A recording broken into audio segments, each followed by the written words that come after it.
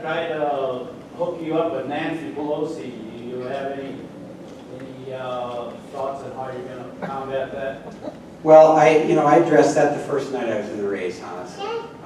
July 13th, I announced, and I called for new leaders in both parties, actually, Larry.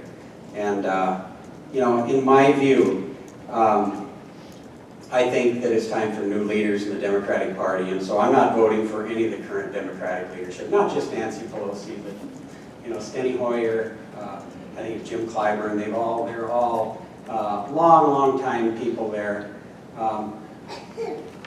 I grew up in Kimball, South Dakota. I remember hearing the old guys in the barber shop saying, they've been here quite a while now, it's time to get some new people. And that's kind of the way I think of it. It's time for new leadership.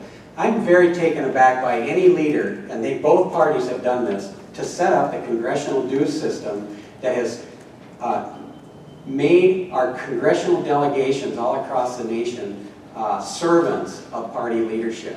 They force them to buy their congressional committee assignments, as I mentioned, and they pay $200,000 on the Republican side for a mid-level committee like Judiciary. And then if you get reelected, it goes up to $450,000 a year. Well, where do you think they're going to get that money? They're going to go out and raise it from the special interests the party leaders direct them to. It's a conduit to get special interest money into party leader control. And how do they do it? They're telemarketers today. They're dialing for dollars to raise money for themselves and their party. And then, when there's this crucial vote, let's say it's on the tax bill, there were people on both sides of the Republican Party. Some thought it was too much in some ways, some thought it was too little of tax cuts.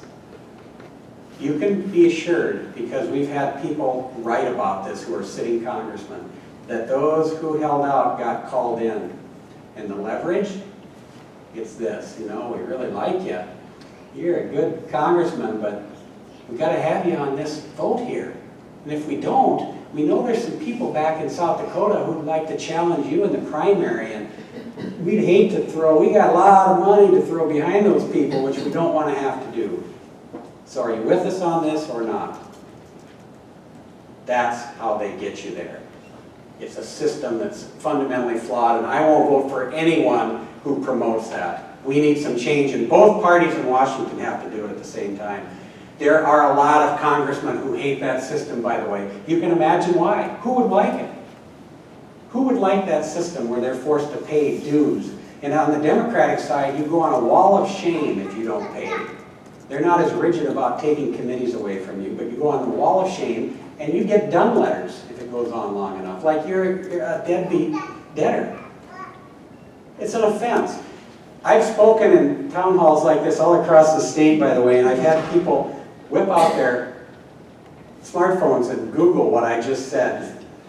Yeah, I can't believe that. That's really true. It's something we all should be talking about. So anyway, I hope that answers that, Larry.